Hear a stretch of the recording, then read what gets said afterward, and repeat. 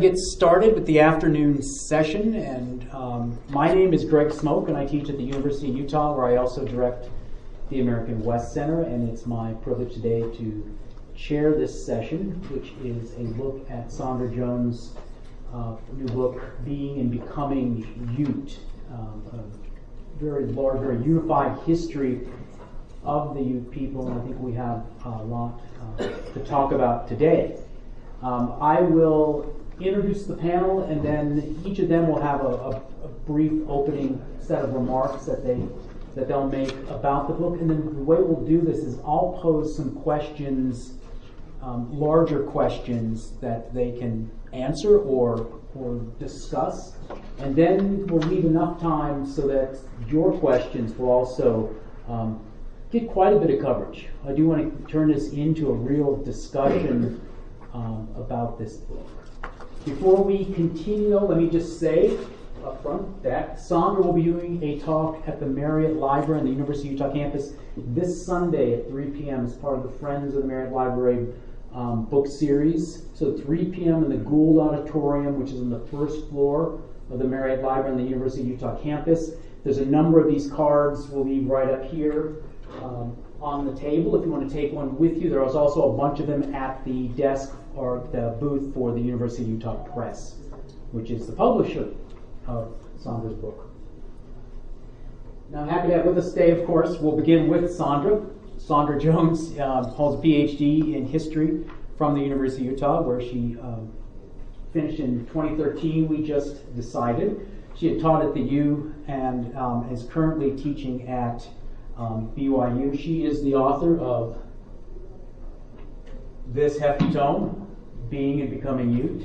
And I told her I was going to tease her. I was a member of her PhD committee. And if you think this is big, you should have seen the dissertation, which came in at 18 chapters and I think slightly over 1,000 pages. So this is the abbreviated version of that history. And I'm also happy to say I'm using it right now in a course in Native history since 1850 at the U. So this is what we're going to do, is we'll be talking about Sondra's work in that book. In the center of the table, I'm very happy to have with us Larry Cesspooch. Larry is a youth spiritual leader, storyteller. He's a filmmaker and a journalist. He served as editor of the Youth Bulletin from 1990 to 2000. And right now, Larry has conceived of and is pushing forward, I think, a really great public history project called YouTube, which is a process of digitizing, the digitization of basically family photos and home movies that document youth history from the middle of the 20th century, the last decades of the 20th century, and that's up to the present.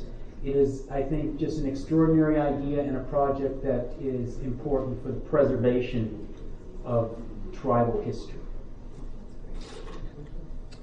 And then at the far end, John Alley. I think most people in this room know John or have met John over the years, a long-time fixture in the Utah history community. John completed his PhD at UC Santa Barbara under the tutelage of Wilbur Jacobs in 1986. From 1991 to 2012, John served as the chief editor or executive editor. The executive editor of the Utah State University Press, and in 2012 then moved to the University of Utah Press, where he was the chief acquisitions editor until he retired a year ago in 2018. John is the person who acquired and saw this book through to publication, and again, a longtime fixture in Utah history community, and specifically deep knowledge in Native history. So with that, I guess let's start with Sondra, and we'll move down the line for opening statements, and then we'll move on to some questions. And I'm going to pass this. Actually, what I'm going to do is I'm going to set this microphone right in the middle. Then maybe you can just pass that thing down. Making do with what we have. Okay, before we go on to the first question, you're going to ask us a question, we'll talk about the question, Yeah. then go to the next one? Yeah, but I think Okay. statements first, whatever Yes. you want to say. Yeah, all right. I call this my opus magnum because I have been playing with this seriously and on the shelf for decades. Literally began working on this in about 1980, end of 1970.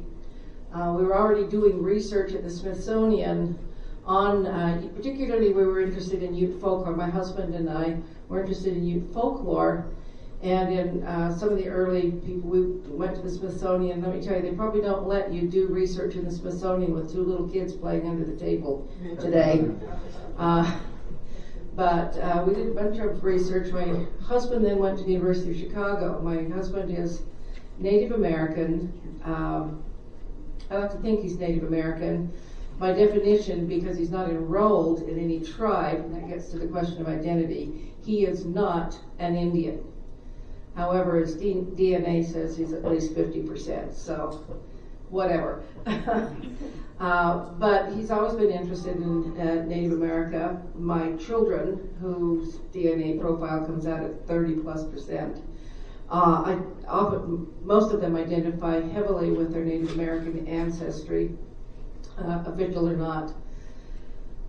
When he went to the University of Chicago, my husband was wanting to study the Ute people, and so that launched us on our adventure on the Northern Ute Reservation. It was Northern Ute then, Uinta and Ouray Reservation now, again. So we got caught up right away with camping on the Sundance grounds. He participated in the Sundance at least 4 times himself as a dancer, and we were participant observers to another, at least 2, 3, or 4, visited all of the Sundance grounds. So he was particularly interested in the Ute religion, and that is what he wrote his paper on. This started out as a contextual framework for his work. Began at 200 pages. But I kept learning more and more, and I kept getting more and more fascinated with it. And I was fascinated with the Ute people and with their history and with their interaction in Utah, but also in Colorado, and the way that they used diplomacy and negotiation to keep themselves from being expelled from Colorado, as were the other Native American groups. They just couldn't push them into an uprising until 1879. They tried, didn't they? So, but they had people who had a very firm grip and said negotiation is far better than war because we can't win one of those. And I just became more and more interested the more I got, and I figured that the history ended around 1900. Golly, I mean, 20th century is modern history, right? I was to learn very differently, and the more I learned, the more interesting it got. So while I am technically, no, not technically, I am not Native American in any way, shape, or form. I am married into the history. And I am very much a part of Utah history. And of course, Native America is a very big part of Utah history. So, fascinating people to learn about.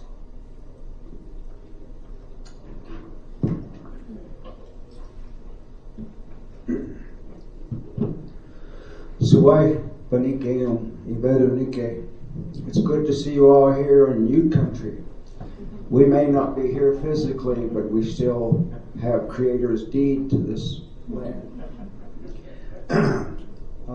My name Cesspooch means white belly in Ute. My great grandpa had a big white birthmark on his tummy, and that was his name.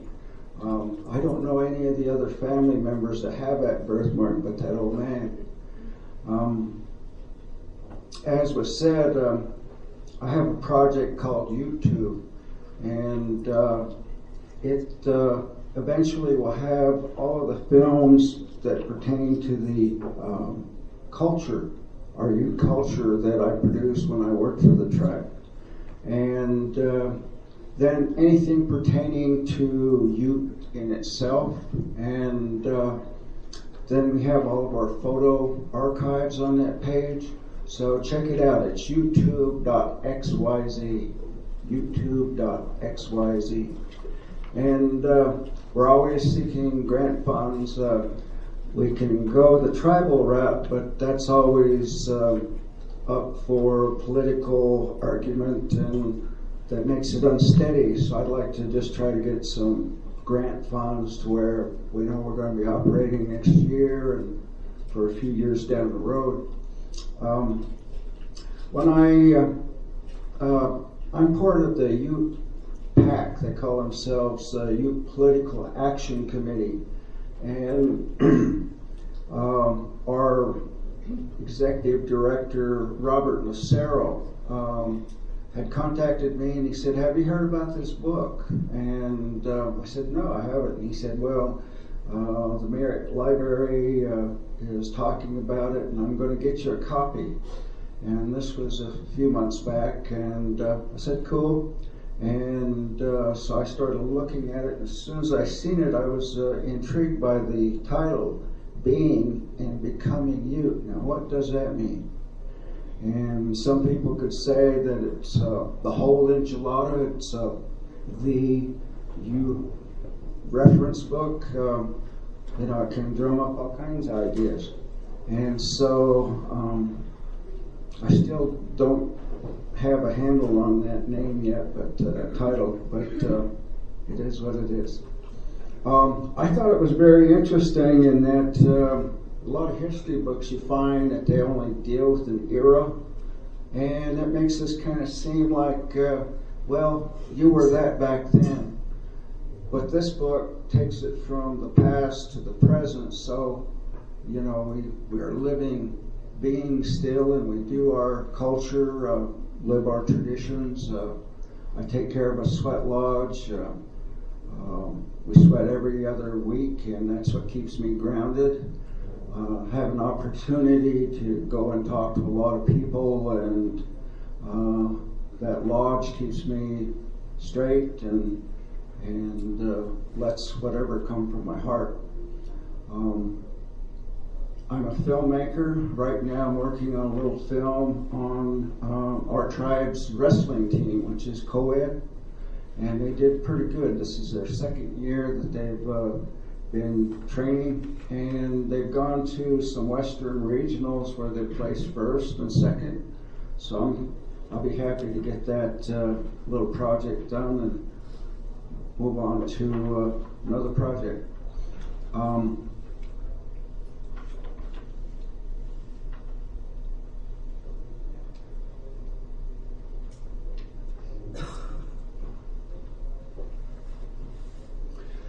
So I'm very happy to be here with you today as far as talking about this book, talking about our people and our culture, and sharing with you this book. Wow, thank you.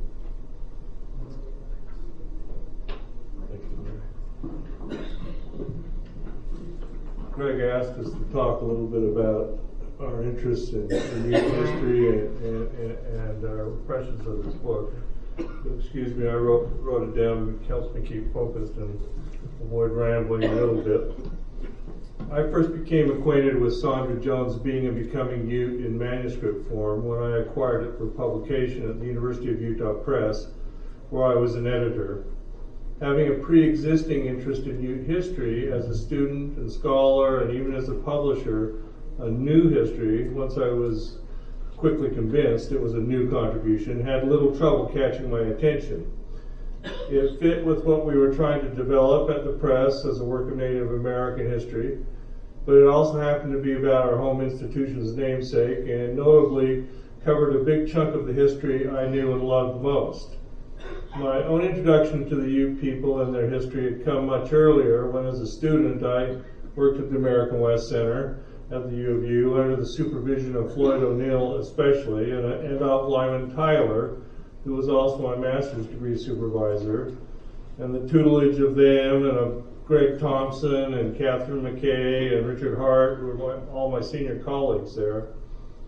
We worked on tribal histories and archives and school curricula for reservation classes. The Ute history programs were well established when I arrived at the center, and while I worked a bit on Ute materials, a new body of historical research and writing in consort with the Intertribal Council of Nevada became my bailiwick. 3 of the 4 histories in that story were of Numic or Numic peoples related to and bordering on the Utes, the Western Shoshones, including the Goshutes, the Northern Paiutes, and the people who had the closest ethnic relationship to and the history most intertwined with the Utes, the Southern Paiutes. The stories of these tribes absorbed me and led to a master's thesis and a doctoral dissertation on their early years of contact and interaction with colonialist European Americans, and also to some additional contract work with the Southern Paiutes. Ute culture and history usually could not be separated from this study. It had significance, especially to the Southern Paiutes, but to all those peoples I mentioned. The European indigenous encounter in the Great Basin and Colorado Plateau regions was one body of intertwined, multidimensional history. Floyd O'Neill was a master of Ute history and had published in particular on the Northern Utes and the fractious conglomeration of 3 reconstructed Ute bands at the Uinta Array Reservation. Greg Thompson had researched and published on mainly the equally complicated history of the Southern Utes.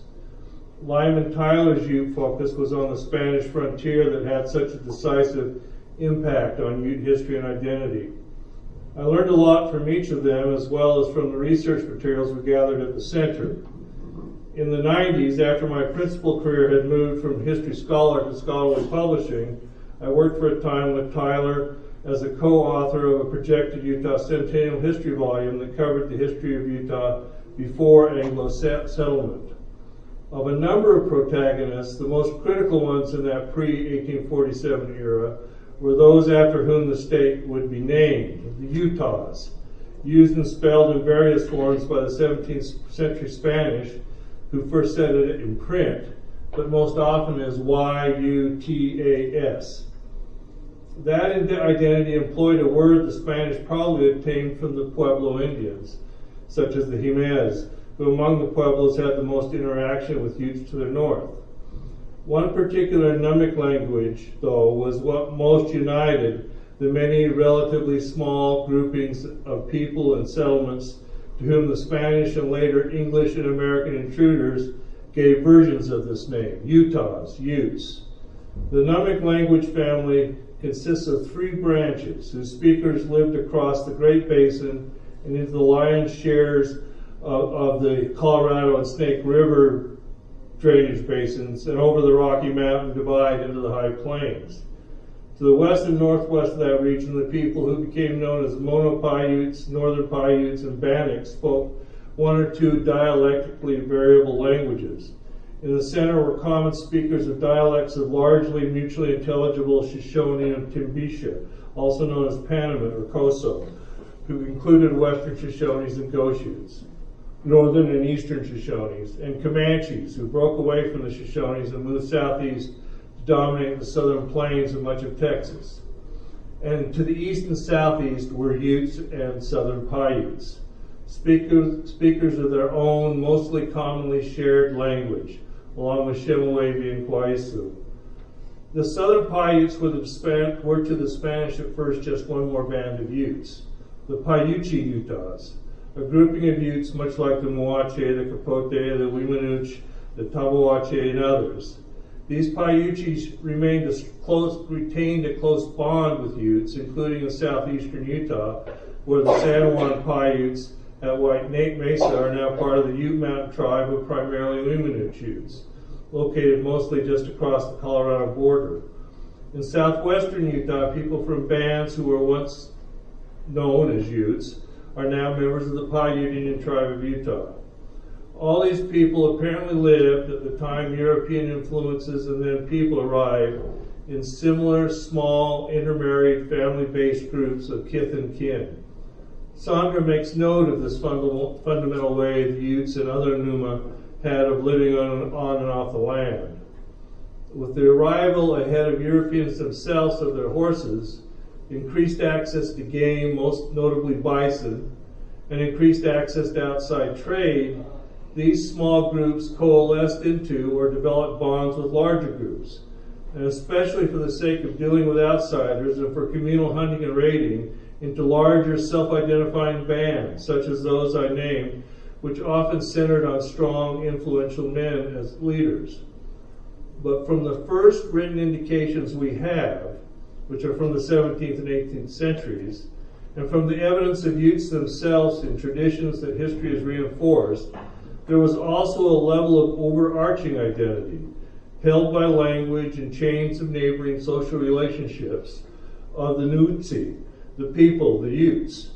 Who that umbrella included and its relevance changed over time from place to place and reservation to reservation, but has always been there as one fundamental definition of the us in the Ute version of them and us. The story of the Ute people has been fragmented by the particulars and dynamics of history, which we'll talk about further, and it has often been approached piecemeal. Sondra Jones' great accomplishment has been to bring it together as one story of a people and nation spanning centuries yet surveyed up to date, and set it in a geography that extends from the Great Basin to the Great Plains and from the Great Salt Lake to the Rio Grande, and to do so without losing track of the many threads or diverging and re-intersecting paths that are woven together in that larger story. No other book on the Utes is anywhere near as comprehensive as hers is.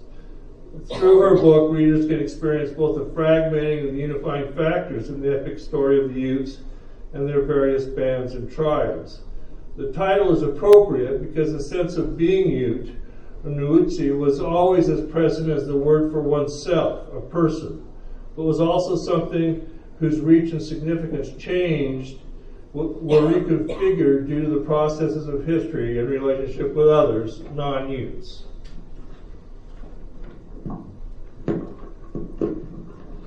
Thank you, Sondra and Larry and John.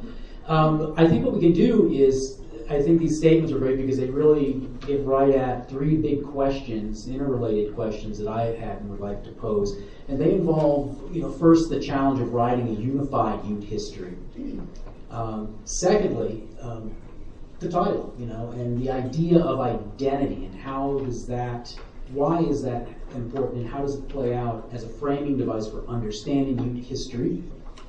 And then finally, the importance of the 20th century. I think Sondra said that up front. That Ute history does not end in 1900. It does not end with the frontier, and it's ongoing today. And you can pick up a newspaper today if you don't believe that, and see what's going on right now in the state of Utah and with the Ute tribe and its relationship with the state. So let's start, though, with that first question, which is the challenge of writing a unified Ute history. And some folks in here I know are very deeply read in Native history and may have read a lot about the Utes, but this really is unique, this book, in trying to bring all of it together. As John mentioned, Ute history is often divided into northern and southern, Colorado and Utah. It's divided up in those ways, or it's focused on particular events, the Meeker Incident and the removal of Utes, the White Rivers and the Mpongrees from Colorado to Utah, or specific topics like Catherine Osborne, Southern Ute women. But having a unified Ute history is a daunting task. And so I want to ask Sondra to begin by talking about the challenge of writing this unified history, trying to bring all these themes together, and maybe have Larry talk about his view on this idea of a unified tribal history for Ute people.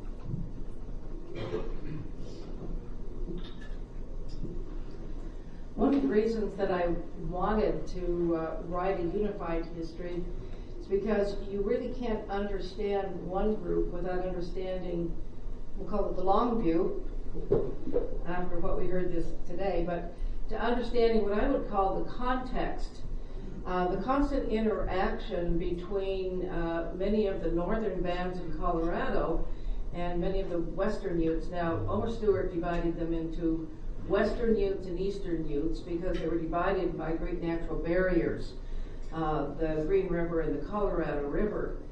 And to some extent, they didn't necessarily interact. For example, I had a tribal chair back a number of decades ago. I was asking questions. He had seen part of the manuscript, the rough manuscript. He called to tell me there is no way in the world the Uncompahgre would have ever helped Black Hawk in his war because they were afraid to cross the river because there were evil spirits across the river. And I learned that from my grandfather. I was struck by that comment because the exact same thing was said by Juan de Rivera in 1765 when he was told the same thing by the people who became the Uncompahgre. So there was a very definite link between history. The people of the Uncompahgre, people who became known as the Uncompahgre, will end up in the Uinta Basin and will become part of the Uinta and Ouray Ute Nation today. Similarly, you made reference to the White Mesa Utes. I want to correct one thing that you said, and that is they're not all San Juan Paiutes. Oh, I didn't mean to imply they were by any means. They're definitely a mixture of what they used to call Bronco Utes, women Utes, who absolutely refused to go on the reservation. And so they homesteaded, and they were mixed. There was mixed blood people with, you had San Juan Paiutes, you had women Utes, and then you had those who were intermarried. And when we get to that question of identity, that is still an issue with some Southern Utes not really fully accepting them as members of their tribe.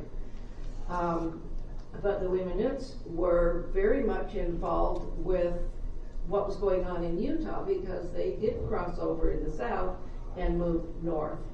And so it is, what happened to one cannot be separated from what happens to another. In various iterations of this book, for example, I wrote it as a combined thing, and then I had someone read it and said, no, you should separate it out. So then I separated out chapters. You know, well, we'll talk about the Western Utes, and we'll talk about the Eastern Utes. And then somebody else looked at it and said, that doesn't work. You need to put them together and integrate. So it was back to their revision table again. To understand, and to a certain extent, this book is laid out so that you go back and forth. But at the same time, I bring in things that happened in Utah that will involve people from Colorado, and things that happen in Colorado that are directly affected by what's going on in Utah. And I've tried to bring that out. And then ultimately you end up with similar things happening in the 20th century with the Indian Reorganization Act. And so they end up in the same chapters. But I just really don't think you can write about them as separate individuals. I don't think anybody's ever tried to do that before.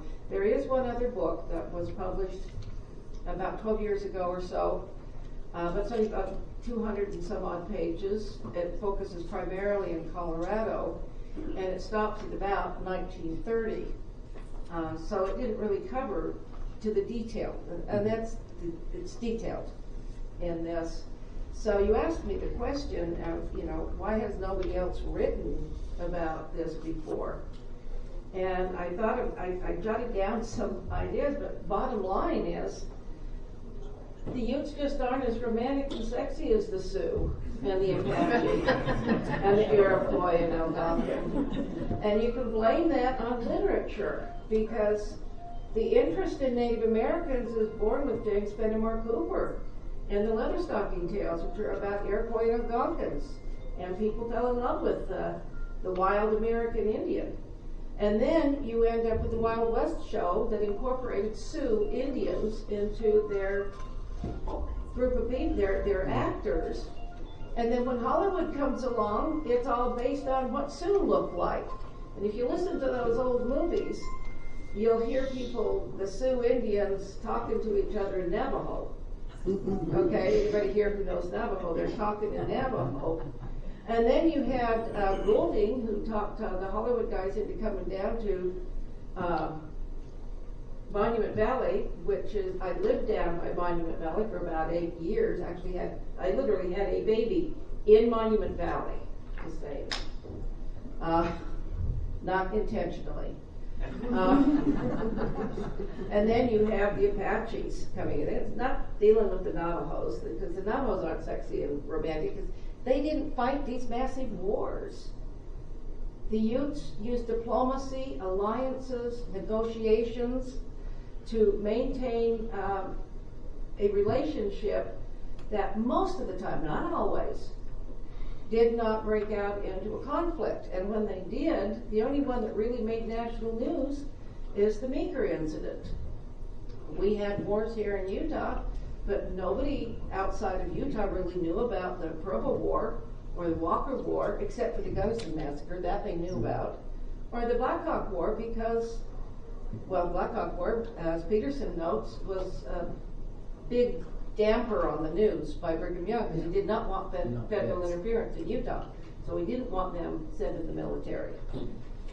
So to the world, to the rest of the nation, to the filmmakers, to the Penny Dreadful novels, who are the Utes? And yet the Utes have a really wonderful history. Oh. Well, we tend to look at everything holistically. So that's our relatives over there at Southern Ute and over at White Mesa. And we all still, Facebook is one of those avenues where contact your peeps down there in Southern Ute and wherever. And so we look at things holistically. That's our relatives over there that went through this, and we went through this, they went through that. And so to have this book arranged in that way, it is just how it went down. When I went to film school, I had my professor tell me, "You're going to be producing some films on your history. I know you will." And so we weren't there back then, but put yourself in those situations and see how you would have reacted to the situation. And so I tend to do that with any of the history books I look at, to see, well, would our people do something like that? And so I gain my truth, or try to look at it that way, whatever I'm looking at reading, and try to determine if it's fact or fiction as far as our Ute people and how we would have done things. One of the things that I feel is missing as far as the Colorado history is the railroad. The railroad, along with Abraham Lincoln, was one of the lawyers that was tag teaming, taking different lands for the railroad as they were coming west. And they determined the best route for the railroad was through Ute country. So when they started to make treaties with us, was for that railroad to come through. And so far, I have a friend, her name is Liz Walker in Colorado. She's third generation in railroad business. And she's brought all this to light. Her book is similar to this one, but it uses how they had planned to bring the railroad in to all of these events that happened. And you can see how it just all fits with how things went down. And so I'm looking to hear probably next year where she'll have this book out. But I think as far as this book, it's a time that our people have their history in one, where it is not scattered, and as time goes on, we lose more and more, just like we lose our elders at home, and so that history gets more blurred, and so this went back to the 80s. I couldn't even remember when I she had interviewed me, and I'm trying to think, because she cites me in the book. I'm going, whoa. Okay. Now, think all those white women you met.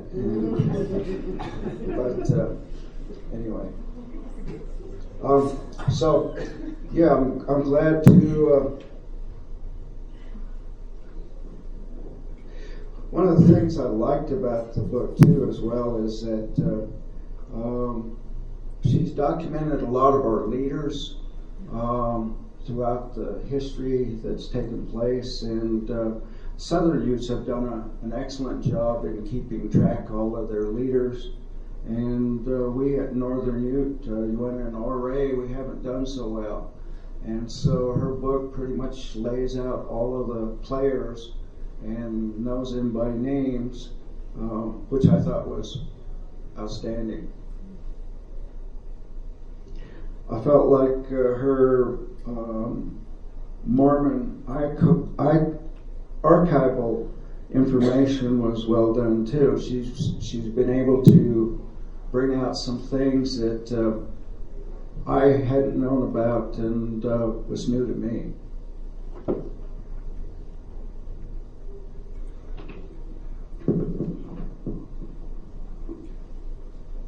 I think one of the reasons that you haven't had a holistic treatment in book form in the past, it has to do with their location, where they are in the West, and how the way Western history has been told, at least, has been fragmented around the fringes of the Ute world. They were essential in terms of the distribution of horse culture into the West. In that position at the northern range, reach of first the Puebloan, Mesoamerican, and then the Hispanic world, created one narrative of Ute history. Then as Anglo-Americans and Franco-Americans began moving west across the plains, the Utes, again, had been one of the first peoples to take advantage of horse culture and hunting bison on the plains.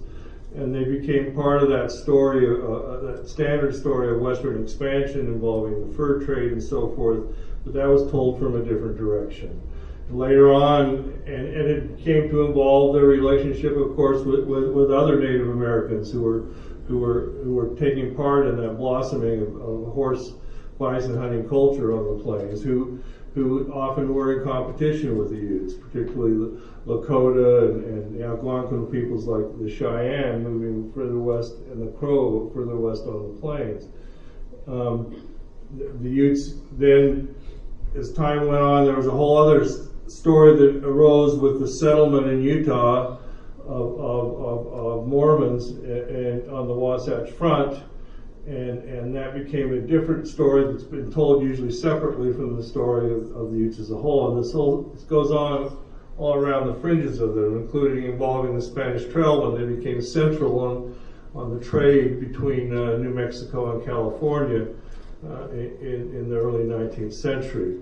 But there's been very little effort to look at all that from in the middle, where the Utes sat in this big intermountain area on the top of the Rocky Mountains. They were the mountain people supreme, along with the Shoshone. They first began moving those horses out into the plains. Anyway, each of those stories is tended to be told separately, and you get a perspective from Colorado of Ute history and the removal of many of the Utes from the state. The railroad story you mentioned, Larry. But I think Sondra's really accomplished something significant in taking the whole story geographically of the various groups of Utes, and then also keeping that long view and seeing how there's a continuity to it that comes right up into the present.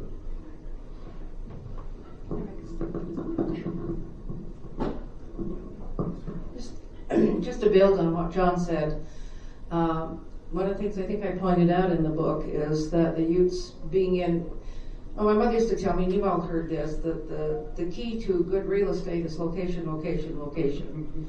And the Utes were located in such a way in the mountains that the Oregon-California Trail went like this, the Spanish Trail went like this, on the fringes of the southern portion of Ute territory. So until 1847, well, they had a lot of mountain men who came in. We don't realize there were hundreds of them. But this was all passing through. Nobody stopped and stayed.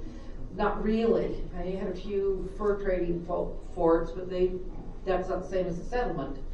But then suddenly in 1847, you are descended upon and population explodes. That's when you begin to have this. Then you have the gold rush in Colorado in 1859.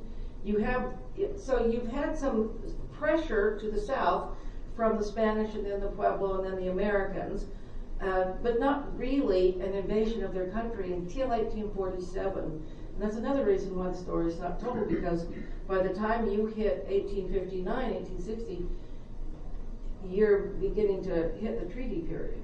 And so it's not the romance of crossing the plains and fighting off the wild savages that you see with the whole covered wagon thing. Can I throw one other thing in as well, as we're talking about this whole unified story? I had one of my own kids tell me, now I am a member of the Church of Jesus Christ of Latter-day Saints, and open disclosure here, my maiden name was Young, and I'm not a direct descendant of Brigham, but I am a direct descendant of his brother, so I am a pioneer descendant. So I'm the bad guy, and so the only thing that I have going for me is that I'm married to the good guy. I have always tried to be very, very fair in the way I present history.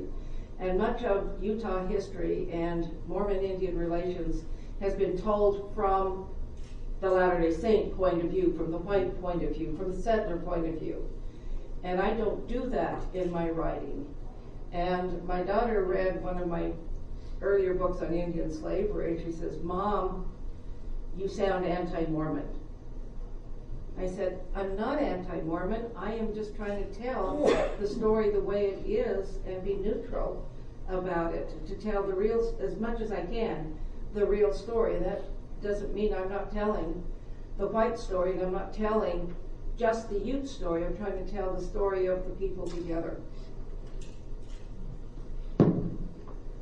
Okay, the second big question I had involved, it goes back to this holistic thing, this whole story of the Utes. But instead of thinking about it in terms of regional divisions or band divisions, it's temporal, it's time frame.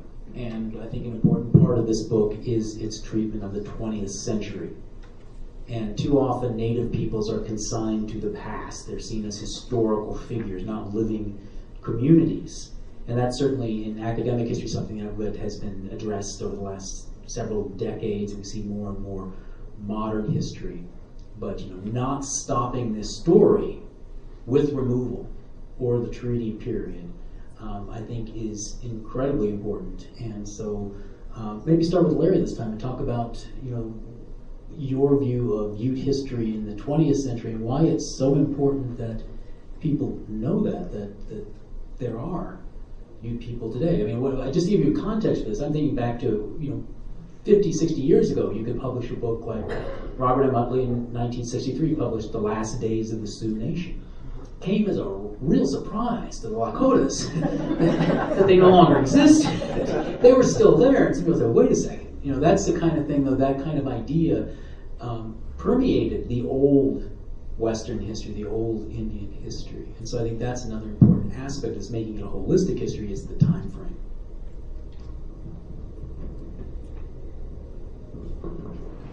To begin with, they call themselves Lakota, Nakota, Dakota, not Sioux. Sioux is goes back to Wasu, which was a concubine, and those Lakotas, they don't like that name, Sioux. Yeah, and so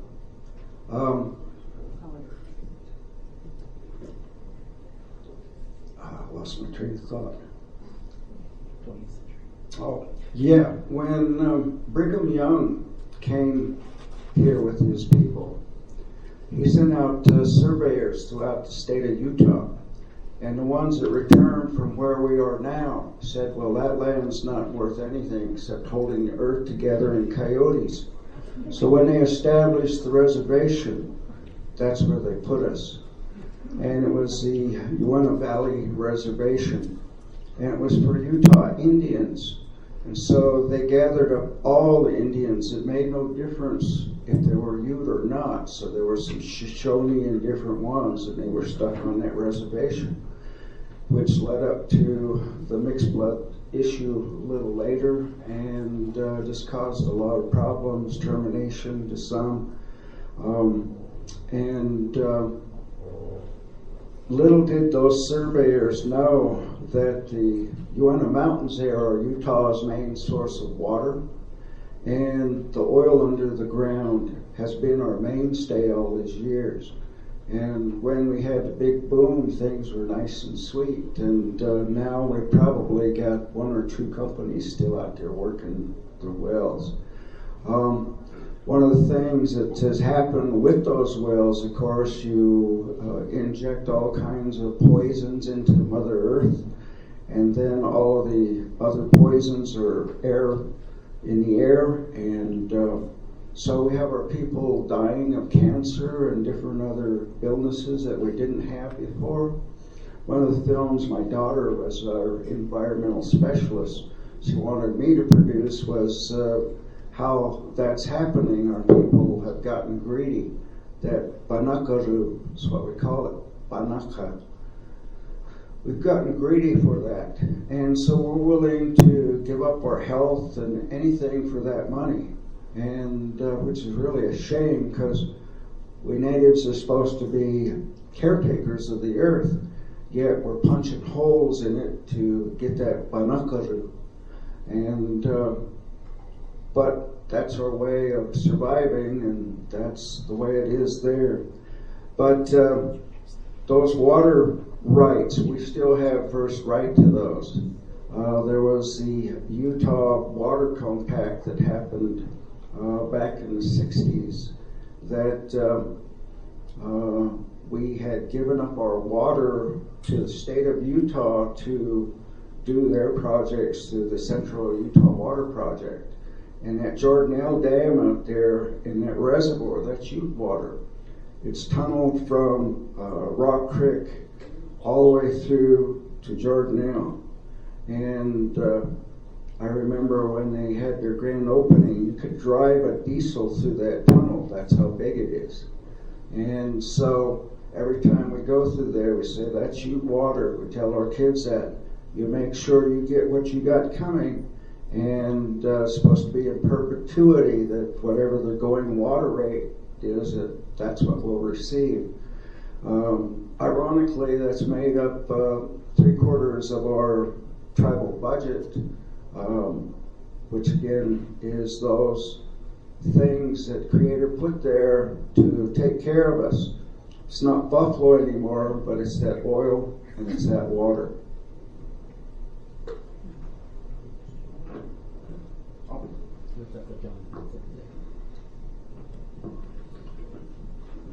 In terms of a long view, that we actually have a pretty deep historical record of the Utes, but often in the public mind, it does seem like that story stops with the establishment of reservations, and we lose almost 150 years of more recent history, which has had a major effect, of course, on where Native Americans, including the Utes, are today. And that is one of the more valuable parts of Sondra's work is to continue that story up through the 20th century and deal with the reorganization of tribal governments, with issues of allotment, with continuing fights over sovereignty and access to resources, with trying to establish a community that deals both with a government bureaucratic world and with at various levels and with the newness of corporate America, and the Utes have had an uneven history, and it's varied from community to community, but there's a lot of success stories that Sondra reveals in her account of recent Ute history. And honestly, that her focus on identity becomes all the more critical because the reservations had new effects in terms of refragmenting, in a sense, you people who ended up on which reservation, and in terms of redefining identities associated with those reservations, and with some of the kind of amalgamated bands that were created for government purposes to resettle people into reservation life. So I think people can learn as much as anywhere in the book from those latter chapters in which Sondra Jones talks about people who are still here and living as our neighbors who did not vanish as the American narrative once assumed they were going to do. I'd like to add a little more onto what I had said. The reservation has always been challenged by the state of Utah and the counties out there to either get more land or to have access to the minerals that are there, and the jurisdiction over our tribal members. So because the land, the reservation is checkerboarded through the Dawes Act, you could be on Highway 40, you could be speeding, the cop could chase you, and you stop on tribal land and say, hey, you got no jurisdiction here, and vice versa. And so that went on all the way up until the case went to the Supreme Court in 1990, where the Supreme Court said that we have jurisdiction over ourselves throughout the reservation. We have our own law and order code, we have our own tribal courts, and you have jurisdiction over your people throughout the reservation, except for the town sites. So like Duchesne, Roosevelt, those little towns, if you get busted there, you get popped there, you go to their courts. And so you just do the speed limit, be cool, going for the, so you're on the other side once you get going. But as far as sovereignty, that's one of the things that I think we need to continue to remind our kids that there was a lot of battle to make sure that our sovereignty was recognized. And I'm one of those old AIM guys where the Indian Gaming Act doesn't allow the tribe if the state of Utah doesn't allow it. And so the state of Utah will never let that happen. But I'm one of those that say we have our own sovereignty. We can set up our casino just as well. And same way with the wheat that's being harvested and grown all over the place. Set it up. That's a money maker. We've had a few people come to the council and present that, and so who knows? Just really quickly, 20th century, a whole lot of stuff happened. But, and I do try to cover a lot of it. World War II was a game changer, absolute game changer, because it destroyed the isolation that had existed up to that point. But beyond that, there are some really important things that happened over these battles of sovereignty, and I do try to cover the water rights fights both down on the Southern Ute Reservation as well as on what was Northern Ute at the time reservation, in the Uinta-Ouray people. And both of them fought very different fights, and there's a whole section on nothing but those water right fights and what kind of compensation, if anything, they should get. And it's a very, very interesting story that you brought up. And another one is this whole jurisdictional battle that jurisdictional battle raged for years and years and years. And one newspaper journalist, being really sarcastic, said, "We're playing the game of who's in charge now." Very sarcastic. But it was like you said, I mean, we should have jurisdiction over our people on the original boundaries of the reservation, and that fought through the courts repeatedly. Another one of the major stories, that and it's still an ongoing conflict, still is on many reservations. In fact, on the Southern Ute Reservation, the question of what a man could do, there were white guys who were marrying Southern Ute girls, and they could beat the heck out of them, and nobody could do anything to them. The tribal police couldn't do anything to them, and the local police couldn't do anything to them, and they laughed at their wives. They said, "Go ahead, call someone. Nothing's going to happen." And literally, one of those women will be a witness who testifies in Congress when they pass the women's rights bill a few years ago under President Obama, and it directly out of some of these issues of what can you do on a reservation, which court do you go to. So again, fascinating stories that take place in the 20th century having to do with sovereignty. One more thing. Two very important people will be involved with the Utes directly that will have national consequences.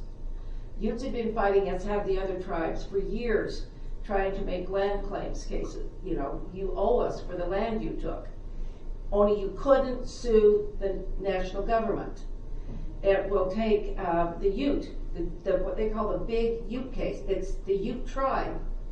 Theirs is the first one to go through, and in conjunction with Felix Cohen, the major Indian law professor, and Ernest Wilkinson, who was their attorney for a very long time, working on contingency fees, that they finally won the very first land claims case where the government paid them for the land that was taken. So and it's after that then tribe after tribe after tribe is able, they changed the law because of the Ute tribe's attorney fighting for that. It's complex, there's more to it than that. You have to read the book to see what it is. And the other one is Arthur Watkins. He's the one, he was a Utah congressman. He gets his name for two things. He was considered the crusader for termination that resulted in over 100 tribes being terminated and the mixed bloods being terminated, and the Utes threatened with termination. Southern Paiutes terminated, Shoshone terminated, Goshutes terminated. He's a Utah. He's a crusader. He wants to emancipate Native Americans from the oversight of a paternalistic government. So once again, he focuses, to begin with, on the Ute tribe. And it's that fight, particularly the Uinta Ure group, that really begins. He uses it as an example for the other tribes. So the Ute story is very, very important.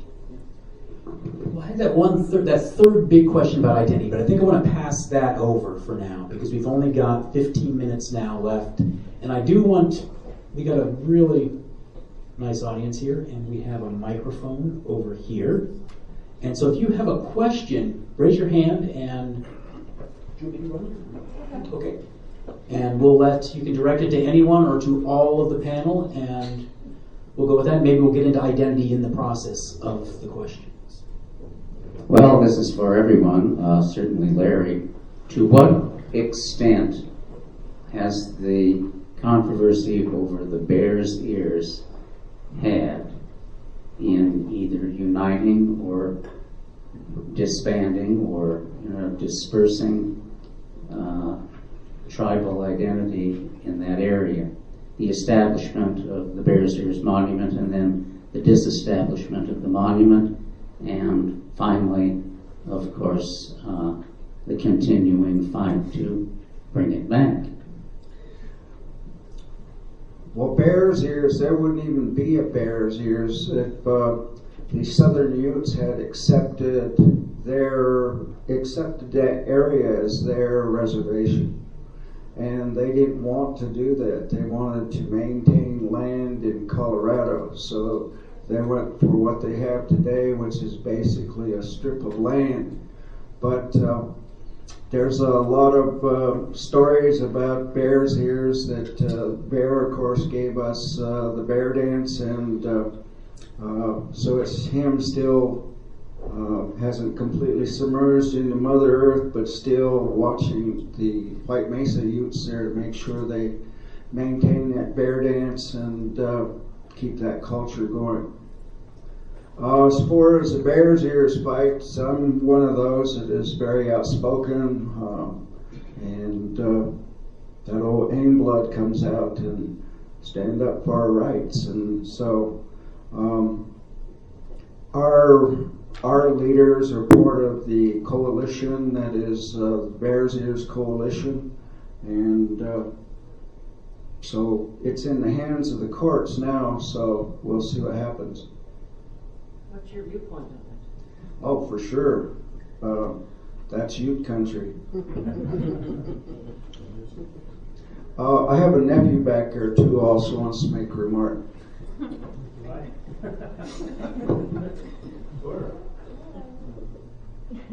About Bears Ears, Larry, or what? No, we talked yesterday and you had some things you wanted to share. Oh, sure. I was going to keep my mouth shut, but yeah, well, I was just curious because Sondra, this would be more for you. Because like reading through this, my background is mixed as well. So you're young, my family's Snow, so very old Mormon families. And then my dad's family's Ute. And reading this, I can 100% when I was reading this, I thought, oh, this woman must be Mormon because it comes from that perspective. I can sense that in the writing. And so I guess I questioned, what is it that you're doing to enable access and capacity within our tribes, within the Ute Mountain and the Southern Ute and the Northern Ute? Like, what are we doing to allow us to write this book and make us the ones who are controlling that narrative?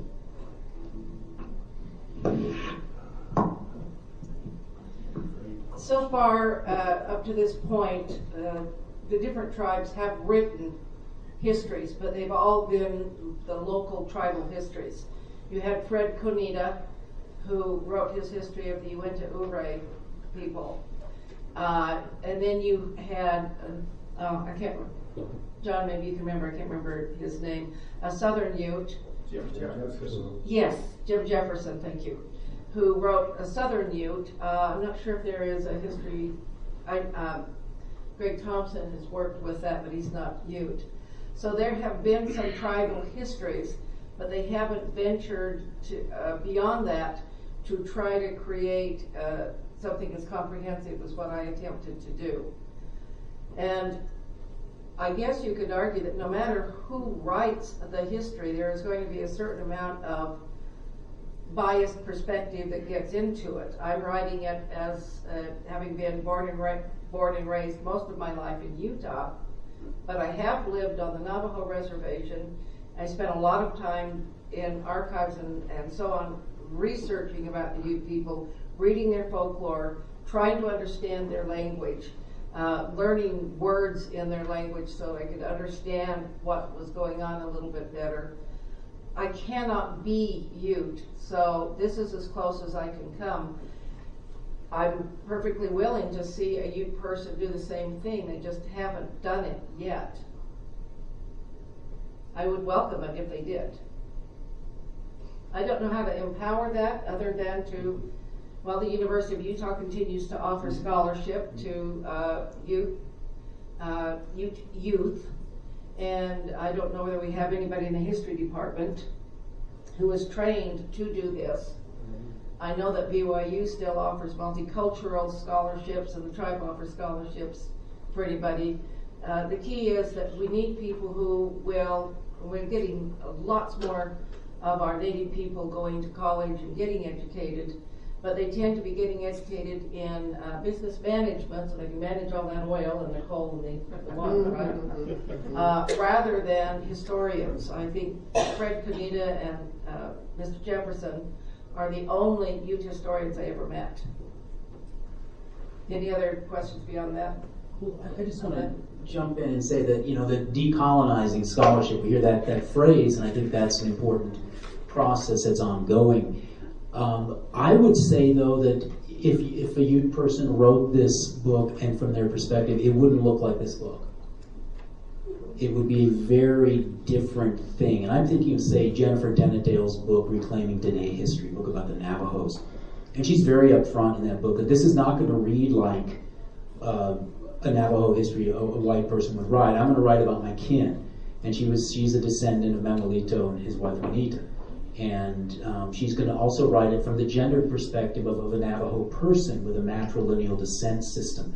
And so the book is going to read very, very differently than this. And in some ways, again, this type of history, this broad encompassing history, is maybe arguably antithetical to many traditional Native ways of where kin and bands are more important than the larger policy issues. And it would be interesting to see how that works out. And that was sort of another question I might ask, is how would you envision that this kind of book actually being written by you people? I can't answer it, but I can tell you it would be a very different outcome.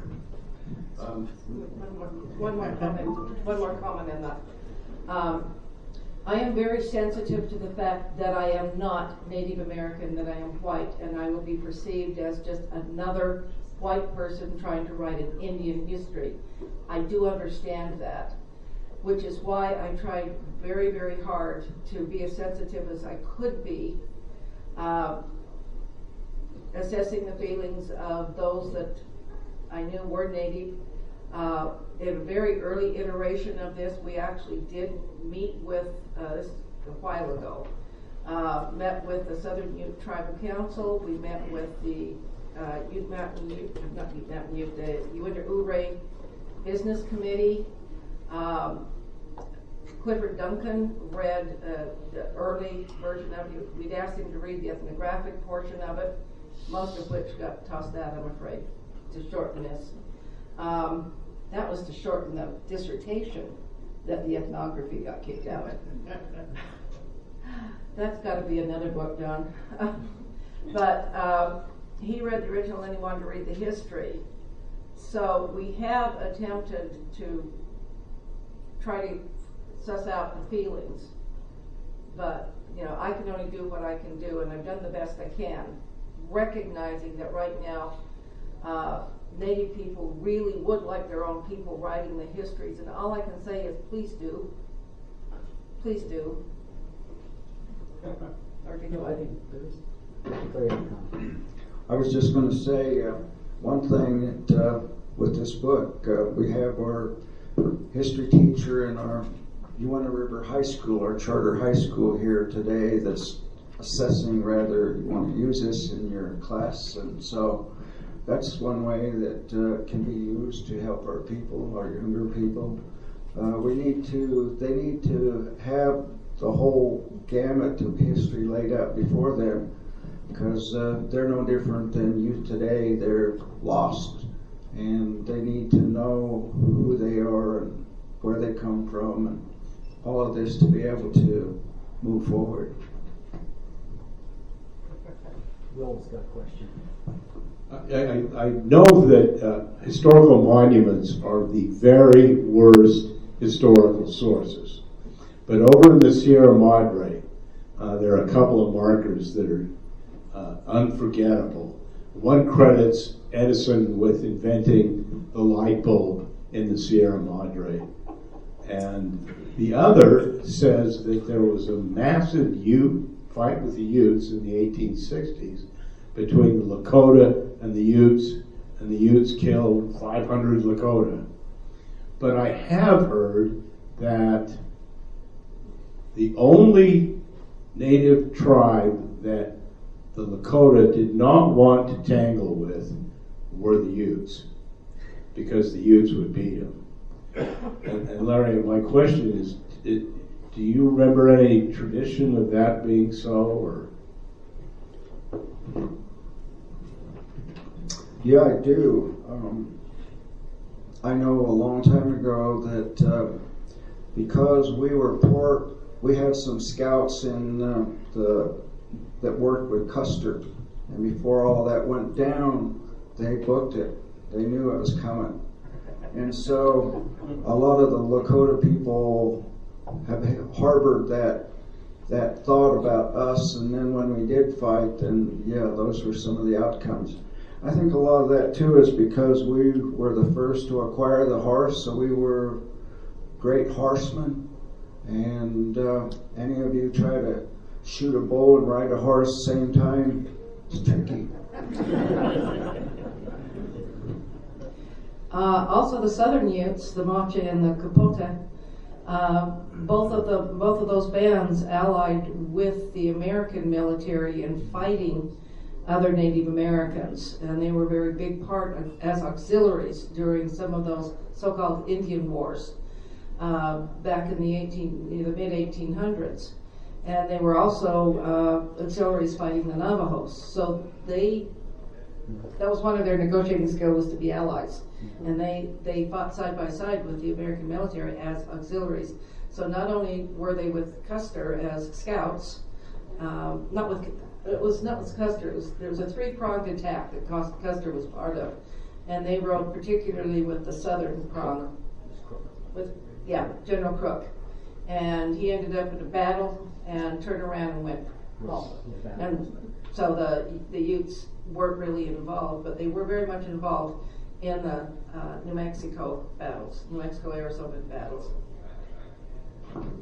I'd say that I just finished a project with Pike Spring National Monument doing oral history with Navajo people about the so-called Navajo War that sort of intersects with the Black Hawk War. And going back to the oral histories and talking to Navajo people today, the Utes were the people that were feared more than really Kit Carson and the Army, because the Utes knew how to find the Navajos. They were more on an equal footing with them. And the fearing time is what Navajo people call this period. But it doesn't begin with Canby's campaign in 1860. It begins really with an uptick in hostilities between the Navajos and the Utes in 1857-58, and they call it the fearing time. Oh, Sandra, does your book deal with Grandma Daniels? I had a question I wanted to ask. Let me ask one. Go ahead. Thank you. We're going to call them out.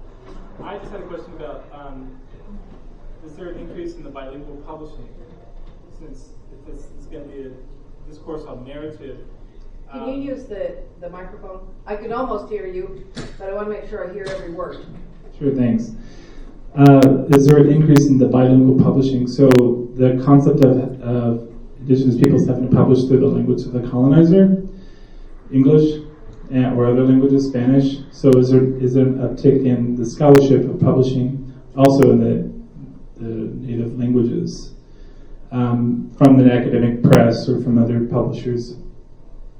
So that's my question about it. Since you said, was it Robert on the end here, who said we are trying to build the collection, or we have this interest in building the collection through the press of Native history. So I was just curious about that concept of publishing it with English and whatever language. Not much. They're publishing is market driven, or else it's underwritten somehow. And there are continuing attempts, and there have been some at the University of Utah Press and the Utah State University Press, where I previously worked, to publish works related to Nunnik languages, including Ute. But it's really been sporadic. It suffers from a lack of good linguistic reference works and people who can write in the language or translate in the language. But it also suffers from, you have to have some place to distribute these books. And how are you going to get them in use? The American West Center long had an approach of trying to partner with tribes, with reservation governments, to produce curricular materials, including histories, but other things too, storybooks for use in reservation schools. But the bilingual part of that always suffered from the lack of skilled people to do it, not from desire, and also suffered from lack of funding. So the efforts have been really sporadic. Okay, that's they want to keep us on time because we've got another session starting in 15 minutes at 3:15. So we're out of time. But if you do want to talk to any of the panelists, please do stay around. And thank you all for coming out. Great turnout and a great discussion. Thanks.